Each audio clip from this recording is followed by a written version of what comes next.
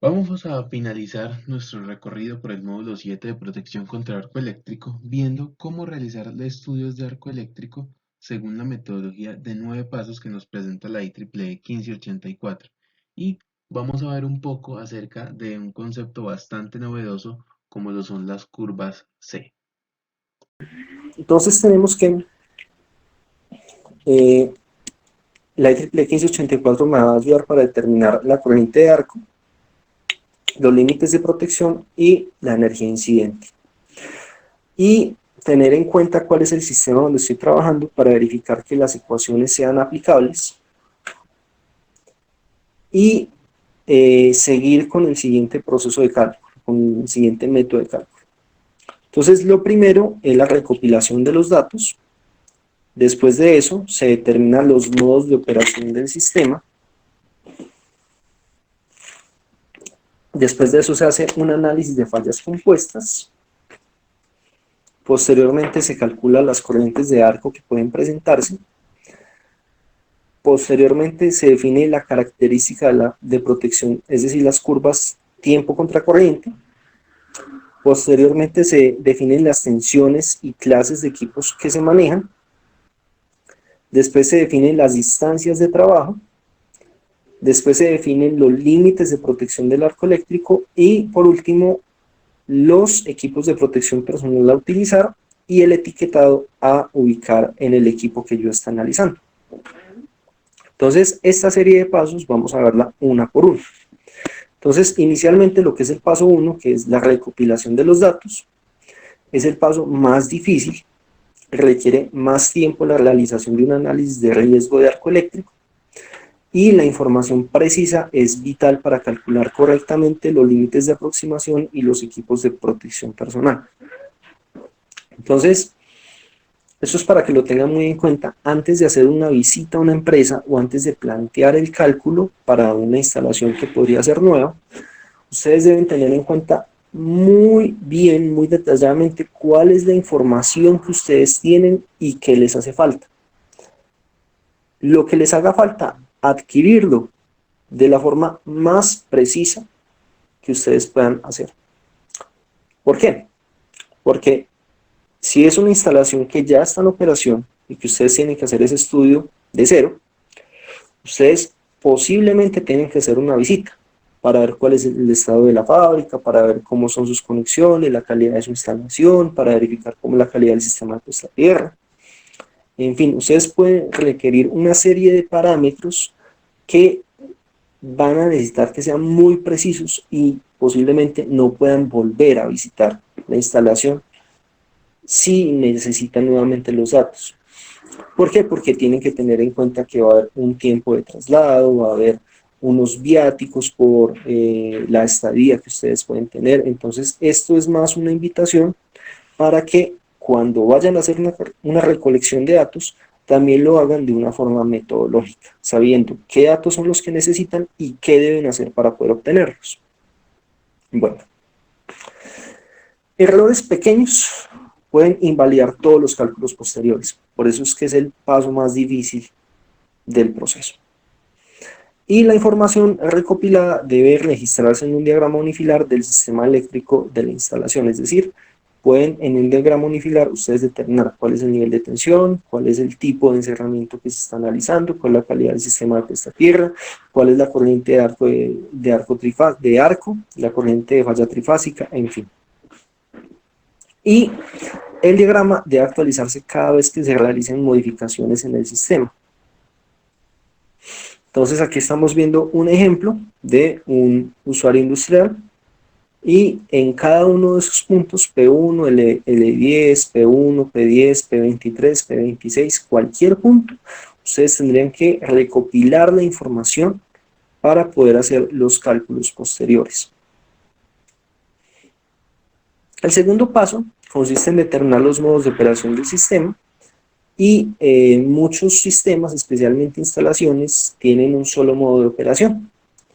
En las instalaciones grandes es común encontrar diferentes modos de operación, que pueden ser modos de emergencia, conexión o desconexión de generadores o grandes cargas, y modos de operación de diferentes cargas.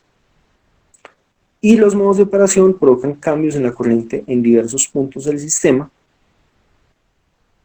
Un ejemplo, que es una carga bastante atípica, pero es una carga muy importante, son los hornos de arco eléctrico. Entonces resulta que los hornos de arco eléctrico, por citar un ejemplo, tienen tres estados: un estado en el que se está llenando de chatarra, un estado en que se genera un arco para poder fundir la chatarra y generar una fundición de metal. Esa fundición se va estabilizando porque, digamos, lo que es chatarra pasa a ser un estado líquido, y a medida que el estado pasa de ser esa chatarra a ser ese estado líquido, la longitud del arco va disminuyendo y el consumo de corriente va bajando, va disminuyendo. Entonces, este es un ejemplo en el cual hay cargas que pueden tener diferentes modos de operación y diferentes consumos de corriente. Vámonos a un caso que puede ser más convencional: motores. Si ustedes se van a la sección 430 de la NTC 2050, ustedes van a encontrar que si se utiliza un sistema de mando para poder verificar que solo algunos motores operen durante cierto intervalo de tiempo y después operen otros, tanto el calibre como las protecciones se ajustan para el periodo de mayor consumo o para el grupo de mayor consumo. Entonces, eso es también un ejemplo de cómo en una fábrica yo puedo tener diferentes consumos de corriente. Es muy usual, sobre todo, de que si ustedes hacen un estudio, digamos, de calidad o toman un registro con un analizador de red, ustedes puedan ver el consumo de corriente de un usuario, pues ustedes verifiquen que en diferentes días y en diferentes intervalos de tiempo, en diferentes horas, el consumo va cambiando. Entonces, esto se refiere a la evaluación de riesgo con los modos de operación del sistema. No va a ser lo mismo si el sistema está en un consumo muy alto que si está muy bajo. Bueno, por otra parte, ya se hace después de esto un análisis de fallas compuestas. Entonces, la corriente de falla compuesta es la corriente que fluye a través de un cortocircuito compuesto por dos conductores atornillados. Es la máxima corriente disponible para fluir a través de un cortocircuito. Y las corrientes de falla compuesta se deben determinar por cada pieza de equipo que probablemente requiera mantenimiento o inspección mientras esté energizada. Es decir, esta falla compuesta ustedes la van a estar calculando o simulando para los puntos donde ustedes requieran hacer una operación de mantenimiento o de inspección mientras esté energizada. Entonces, aquí vemos el ejemplo. Se tiene el sistema de distribución. El sistema de distribución está alimentando algunas cargas que pueden ser lineales, y yo aquí tengo lo que sería un elemento fallado. Este elemento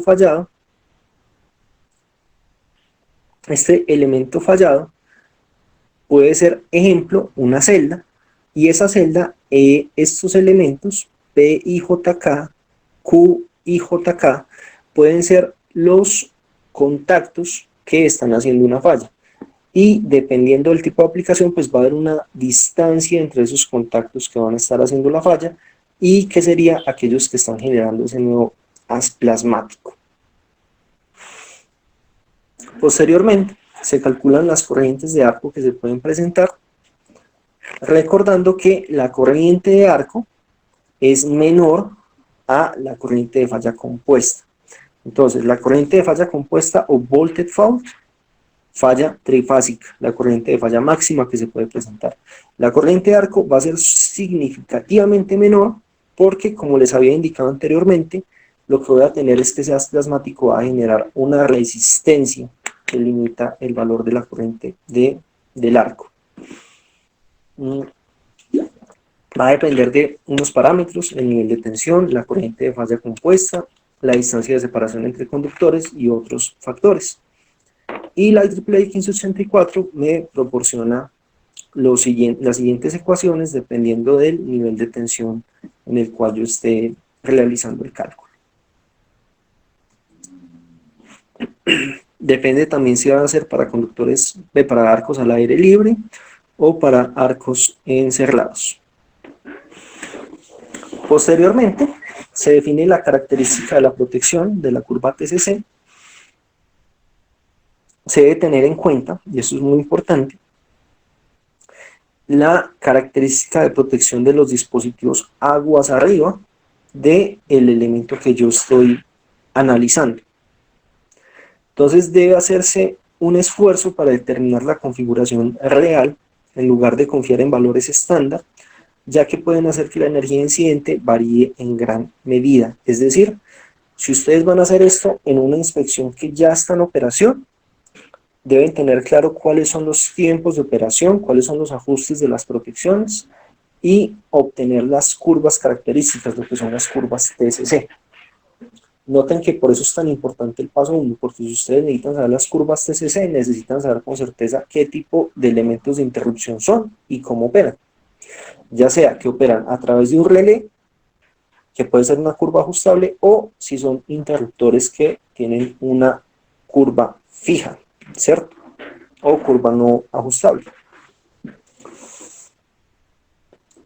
Se debe considerar que la energía incidente va a depender de la corriente de falla y del tiempo. Entonces, un gran riesgo que se puede presentar es que para corrientes más bajas el tiempo de despeje es más alto o el tiempo de respuesta es más alto. Entonces, una corriente de falla mínima puede representar el escenario de arco más peligroso. Esto lo vamos a ver más adelante, pero para que ustedes tengan la noción, baja tensión no significa bajo riesgo. Y en el caso del arco, baja corriente tampoco significa bajo riesgo. ¿De acuerdo?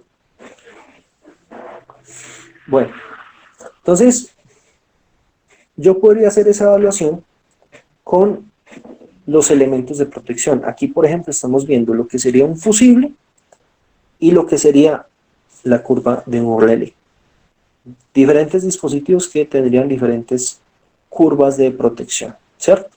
Y por lo tanto, diferentes cortes de la corriente de falla. Posteriormente, se definirían las tensiones y clases de equipos que se manejan, porque esto puede afectar la energía incidente que se vaya a obtener, puede variar del nivel de tensión del sistema a analizar, y adicionalmente, en la clase del equipo, la IEEE 1584 reconoce 6 clases de equipos con sus respectivas distancias entre conductores usadas para ayudar a determinar la corriente de falla de arco. Entonces, le repito, al aire libre, para interruptores de baja tensión, de 15 kilovoltios, 5 kilovoltios, bueno, hasta 15 kilovoltios, hasta 5 kilovoltios, para centros de control de motores y para conductores. Posteriormente, se definen las distancias de trabajo, que es la distancia desde el tablero o desde la fuente del arco hasta la cara de un trabajador, ¿cierto? Como yo les mostraba en la clase del martes. Y es una cantidad crítica para poder determinar el límite de riesgo de arco eléctrico. Recuerden que si aumento la distancia, voy a disminuir la energía incidente. Entonces, 18 pulgadas es la distancia de trabajo que se asume en los cálculos, pero se deben hacer esfuerzos para determinar las distancias reales de trabajo. Y algunas distancias de trabajo pues se muestran en la siguiente tabla. Aquí es muy importante que una nota, nosotros normalmente no le ponemos tanta atención si las condiciones de trabajo son las adecuadas o no para hacer un trabajo.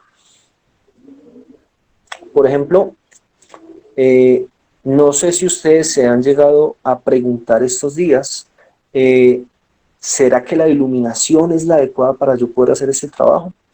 ¿Será que el espacio que tengo a mi alrededor es el adecuado para yo hacer este trabajo? ¿Será que si, ejemplo, yo estoy levantando algo, lo estoy haciendo de forma adecuada? Nosotros normalmente no le ponemos no le ponemos atención a esos detalles y pueden tener un efecto a largo plazo bastante grande. En el caso de la distancia de trabajo es muy importante que le presten atención a ese detalle, porque si usted está incómodo y no puede trabajar bien, usted tampoco va a prestar atención si está entrando en una condición de riesgo o no. Entonces, particularmente, esa distancia de trabajo es recomendable que se le ponga cuidado. Ustedes pueden determinarla de forma fija con la fórmula del IEEE 1584. Y como les menciono, cuando estén haciendo también un trabajo, digamos en campo, es como persona calificada, es también su responsabilidad verificar y velar porque las otras personas también sigan las normas de seguridad. Es decir, ustedes también pueden determinar qué pena, pero ahí él se está aproximando mucho. Ahí él está en una condición incómoda porque no tiene el espacio suficiente. ¿Listo? Bueno. Estas distancias se definen de la NFPA 70E y esas distancias, digamos, van a afectar, como les digo, lo que es la energía incidente. Bueno, posteriormente, a definir las distancias de trabajo, se definen los límites de protección contra el arco eléctrico. Esto se hace a partir del uso de las fórmulas de la energía normalizada y de lo que sería posteriormente el cálculo de la energía incidente a partir de la energía incidente normalizada. Entonces, recordamos, la energía incidente normalizada va a estar basada en un despeje de la falla a 0.2 segundos a una distancia del trabajador de 610 milímetros y vamos a poder calcularla para nuestras condiciones de trabajo con una distancia diferente y con un tiempo del despeje de la falla diferente. Aquí se repiten las ecuaciones para que las puedan ver.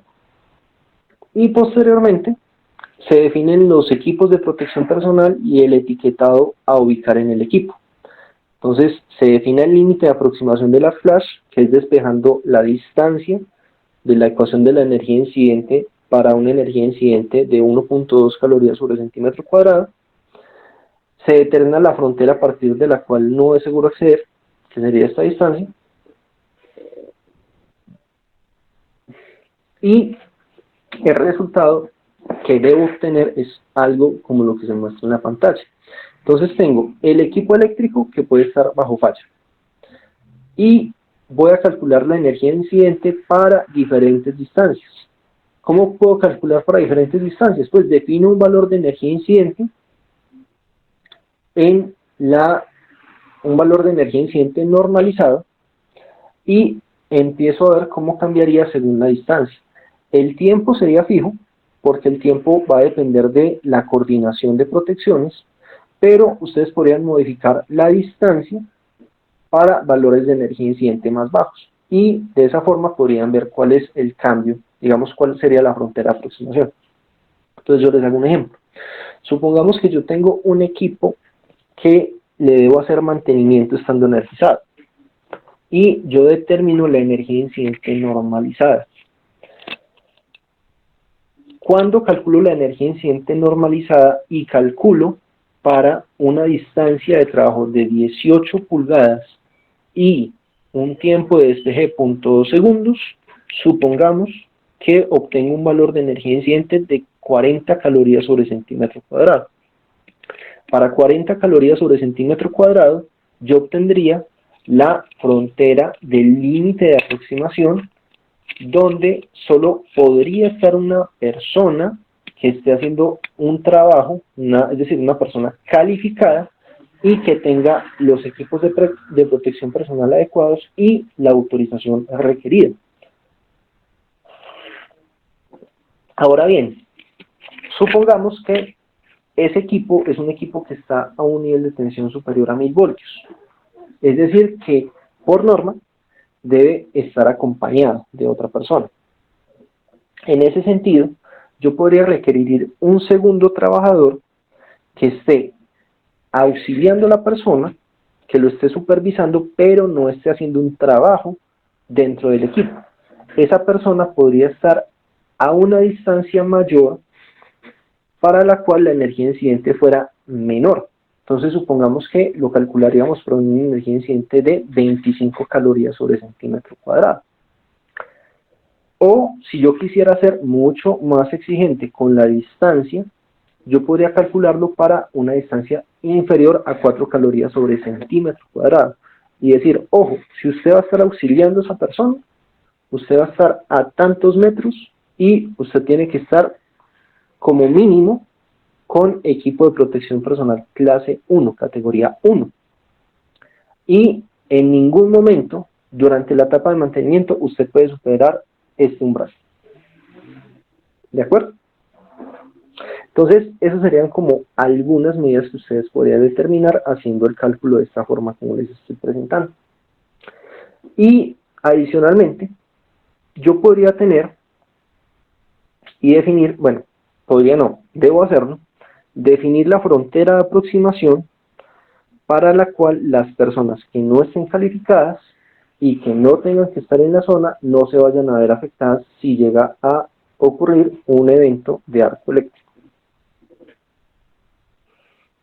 Aquí recordamos las cifras, como para que recordemos las diferencias entre las categorías de riesgo del equipo de protección personal y los rangos de energía incidente.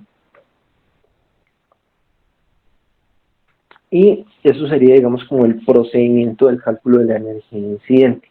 El cálculo de la energía incidente, entonces, me va a llevar, por último, a poder obtener un etiquetado, y ese etiquetado tiene que estar en los equipos que se vaya a hacer mantenimiento.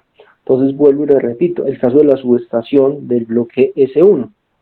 Esa subestación, en la puerta, en la entrada de la subestación, tiene un rotulado que me indica cuál es la distancia a la cual yo voy a estar ubicado, me determina cuáles son los equipos de protección personal, me lo determina todo. Bueno, ahora bien, como les indicaba, ya podemos pasar a ver, hacer un análisis, digamos, de esas ecuaciones para ver qué parámetros me pueden llevar a disminuir la energía incidente. Entonces, hay un análisis que podemos hacer y es el siguiente: las variables K1, K2, KE y CF son constantes.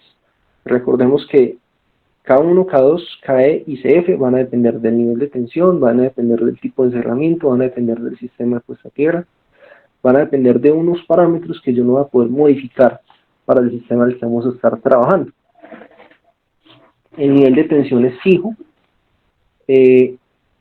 la distancia entre conductores en el que se va a generar la falla es fija, depende, digamos, del tipo de elemento que yo estoy protegiendo, y la distancia de trabajo pues está sujeta a condiciones de trabajo también, dependiendo del tipo de aplicación que se esté estudiando. Bajo estas consideraciones, la corriente de falla y la duración del arco permanecen como las variables para calcular la energía incidente, para poder ver cómo varía la energía incidente con estos dos parámetros. Entonces, vamos a hacer un reordenamiento de las ecuaciones de la IEEE 1584 para ver qué pasa si tengo constantes el nivel de tensión, para ver qué pasa si modifico el tiempo y la distancia y la corriente de falla, para ver cómo varía la energía incidente. Entonces, lo que ustedes están viendo aquí en pantalla es un reordenamiento de la corriente de arco, considerando algunas variables constantes,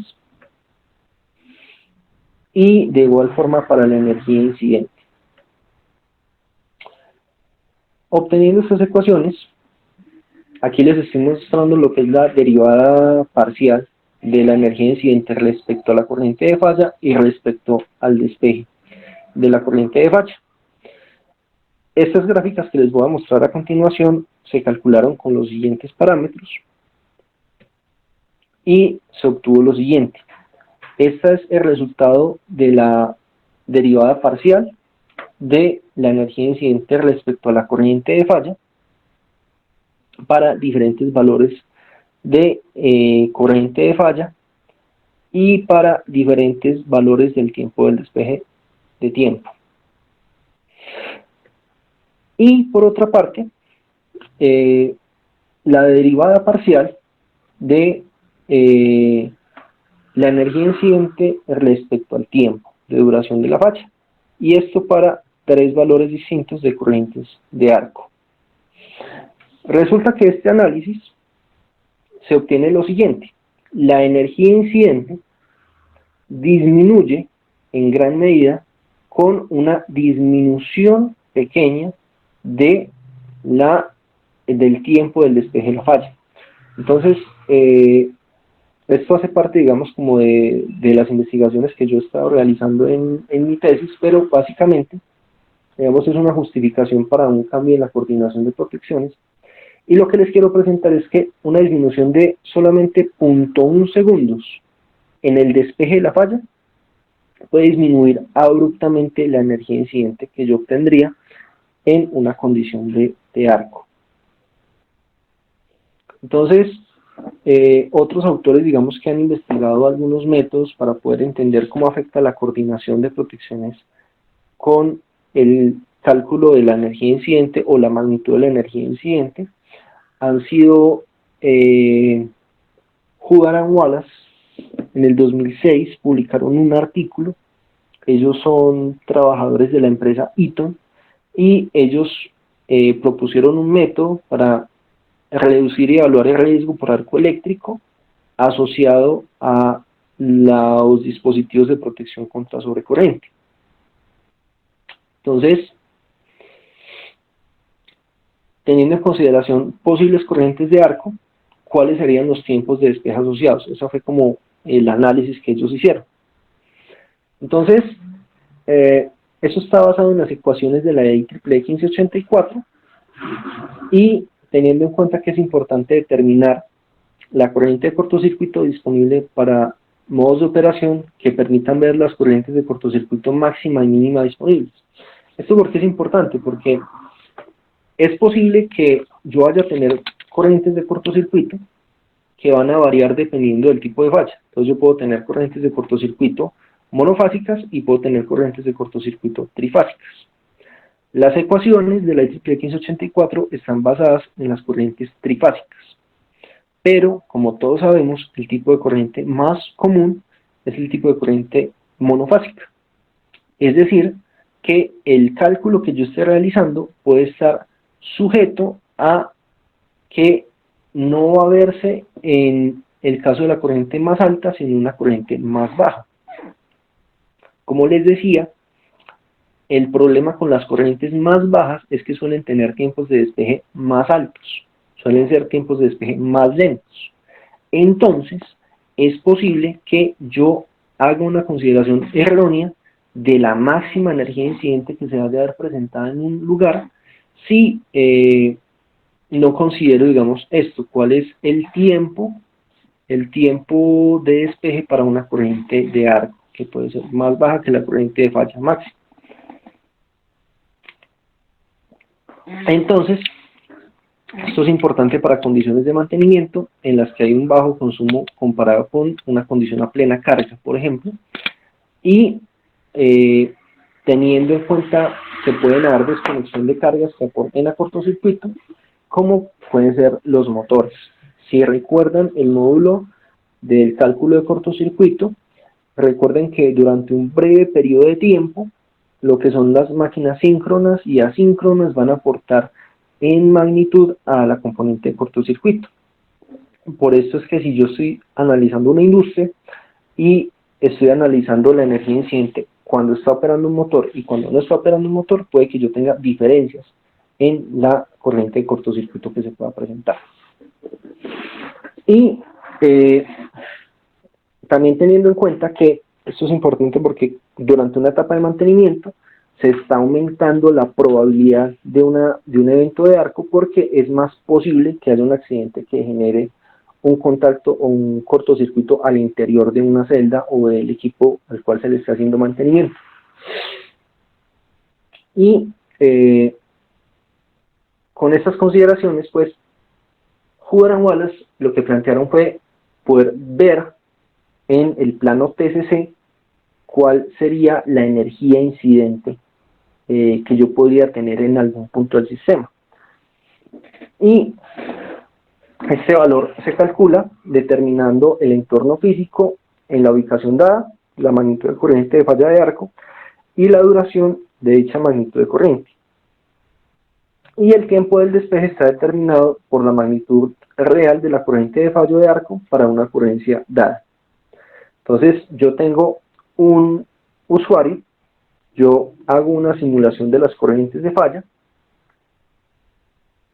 y puede que yo tenga escenarios donde la corriente de falla cambie. Entonces, si yo tengo, por ejemplo, todos los motores aportando a la corriente de cortocircuito de una empresa, yo voy a tener un valor de corriente de falla. Pero si empiezo a hacer una desconexión de estos motores y empiezo a trabajar en un estado de operación de consumo de corriente más bajo, en el caso de esos motores que ya no están aportando la falla, va a tener un valor de corriente más bajo o un valor de corriente de falla. Por ejemplo, ¿qué pasa si yo tengo una disminución del 30% de la corriente de falla con todos los motores aportando la falla y con algunos motores aportando la falla? Si se disminuye el valor de la corriente de cortocircuito, se va a disminuir también la corriente de arco. Y tenemos entonces en cuenta si para esa nueva corriente de arco el tiempo del despeje determinado en la coordinación de las protecciones me va a llevar a un punto en el que la energía incidente sea mayor. Entonces, esto es para que ustedes tengan en cuenta que para unas ubicaciones dadas del sistema o de una industria que ustedes están analizando, pueden existir corrientes de falla de arco y tiempos de despeje para los cuales la energía incidente permanece constante y otras para los cuales va a aumentar. Hubbard y Wallace trabajaron en determinar cómo yo podría determinar que la energía incidente permanezca constante, calculando la peor condición de cortocircuito y que esa energía incidente se permanezca constante para rangos de corriente y para tiempos diferentes. Y esto se ve gráficamente de la siguiente forma. ¿Cómo puede entenderse esto?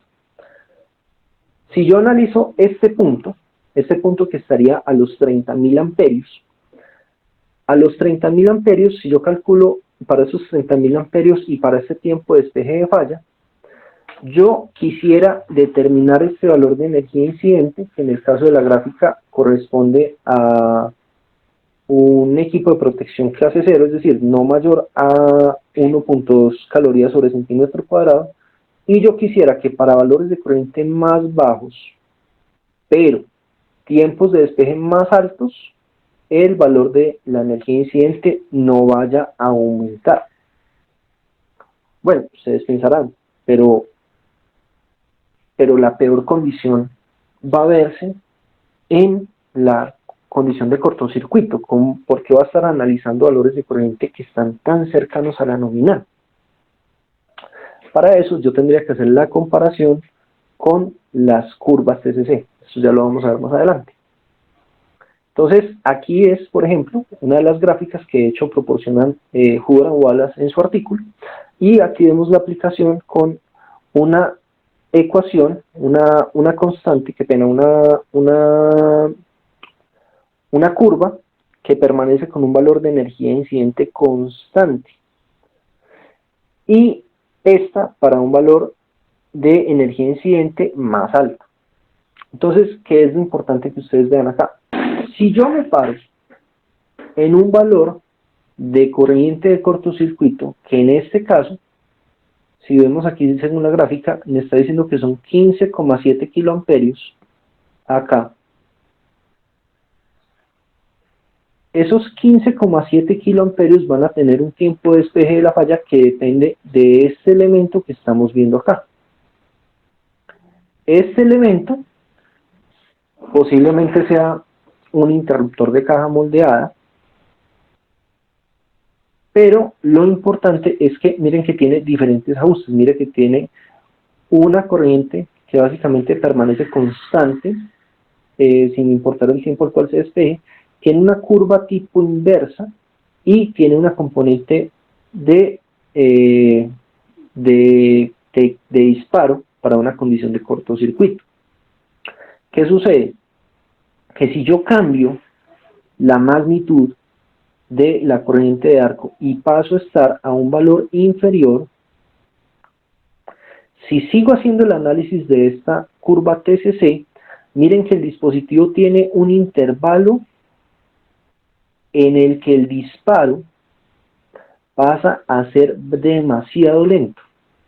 Entonces, si este dispositivo que tenemos acá, este dispositivo que estamos viendo acá, hace el disparo a los 2 segundos, la energía incidente que se va a ver supera el valor de energía incidente que se había calculado para el punto de cortocircuito. Entonces, si yo tuviera esto, por ejemplo, una subestación, digamos que es, estamos en la subestación de la universidad, y yo aquí tengo una persona a una distancia D, y él está con los equipos de protección personal que han sido calculados para este valor de energía incidente. Si se llega a ver una disminución de la corriente de arco, ya sea porque las condiciones de operación del sistema cambiaron y hay unas componentes que ya no están aportando al cortocircuito, en esa condición la curva TCC del dispositivo, que en este caso podría ser un dispositivo no ajustable, lo está llevando a una condición de riesgo mayor, haciendo que los equipos de protección personal requerirían ser mayores. Entonces, por eso es que cuando, esto es ya una recomendación, porque esto, digamos, no está aplicado en la norma aún, ¿cierto? No sé si en algún momento llega a estarlo, estas discusiones toman bastante tiempo. Es recomendable que ustedes verifiquen a partir del método de la curva C, propuesto por Hubbard and Wallace, si la coordinación de protecciones asegura que la energía incidente sea tolerable según los equipos de protección personal y según las distancias de seguridad que ustedes determinaron en todo momento. Si no es posible, ejemplo, ¿yo qué podría hacer acá? Yo podría modificar la curva del dispositivo que está aguas abajo para que modificara su curva y en todo momento fuera inferior al valor de energía incidente en el rango de la corriente de arco, digamos en este rango de la corriente de arco, en el cual pudiera ser necesario asegurar, digamos, de que la energía incidente permanezca constante. Eso es, digamos, como ya una nota adicional para que ustedes lo tengan en cuenta. La forma de hacerlo es despejando. Para un valor de energía incidente se despeja el valor del tiempo de la ecuación de la Easy-Play 1584, se despeja el tiempo y lo que se hace es modificar el valor de corriente hasta el valor de corriente que ustedes quieran analizar. De esta forma se puede obtener una constante que, digamos, una ecuación de una línea que, de una pendiente, que va a obedecer a que se permanece esa energía incidente constante en un rango de tiempo y un rango de corrientes determinado. Entonces aquí ustedes, digamos, esta es, digamos, como la tabla de resultados de Hubbard and Wallace, en el cual está mostrando cómo para varios sistemas se puede reducir la ecuación del cálculo de la energía incidente en relación del tiempo y de la corriente de falla. Pero lo importante es, digamos, de que ustedes pueden llegar a hacer la coordinación de protecciones, como la que les estoy mostrando de uno de los ejemplos que vimos en la clase de coordinación, y determinar las líneas o las curvas de energía incidente constantes para poder determinar que durante todo el intervalo de coordinación, por ejemplo, supongamos en la línea del RL2, que en cierto rango de corrientes el valor de la energía incidente sea inferior a un límite tolerable.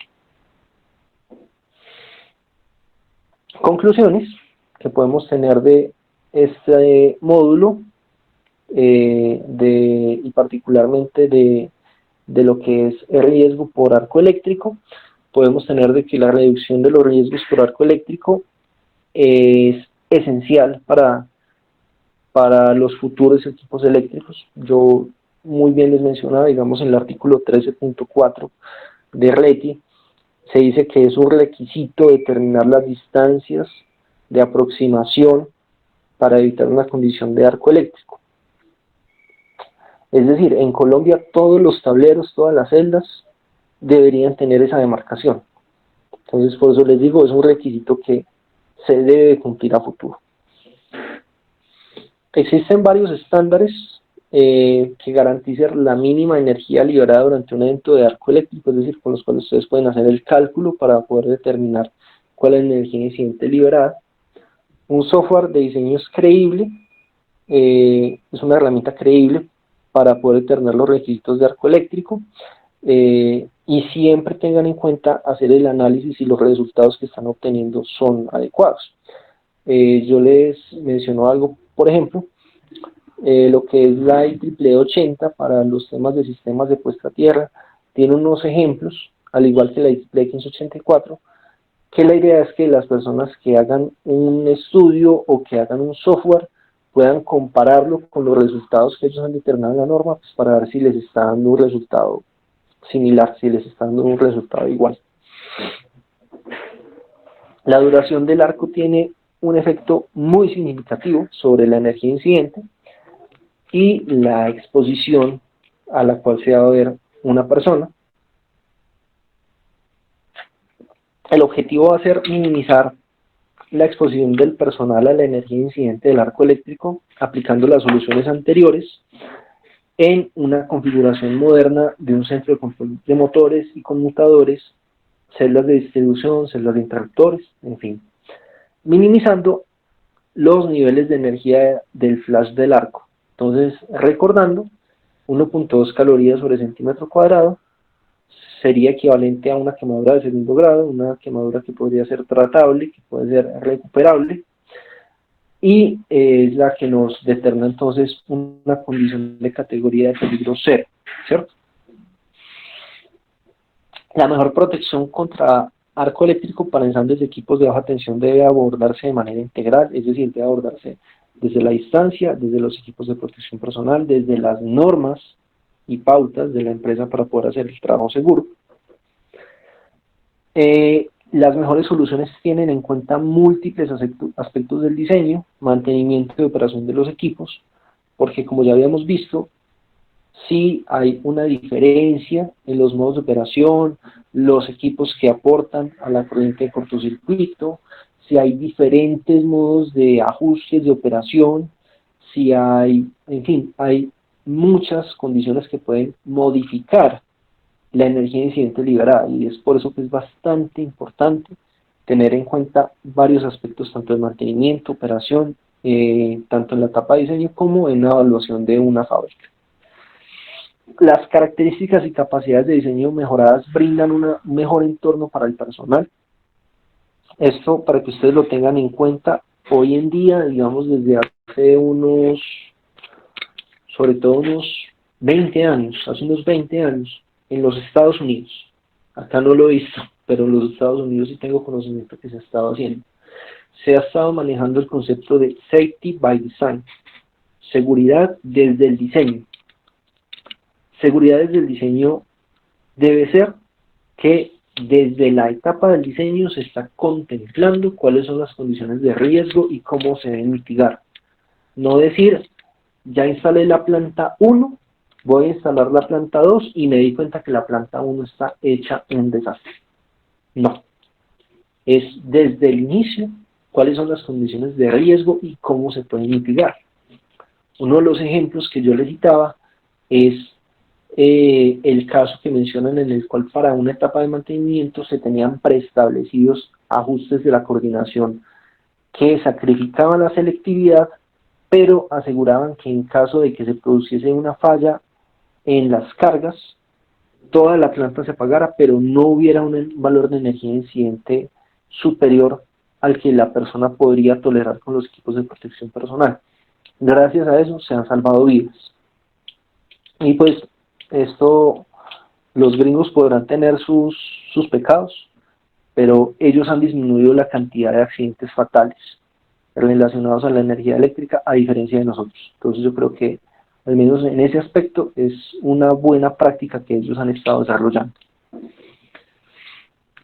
La conclusión es proporcionar un sistema que reduzca la probabilidad de que ocurra un riesgo de arco eléctrico y todo lo que pueda considerarse riesgo eléctrico. Ya saben, como no lo determina RETI, artículo 9, riesgo inminente o de alto riesgo.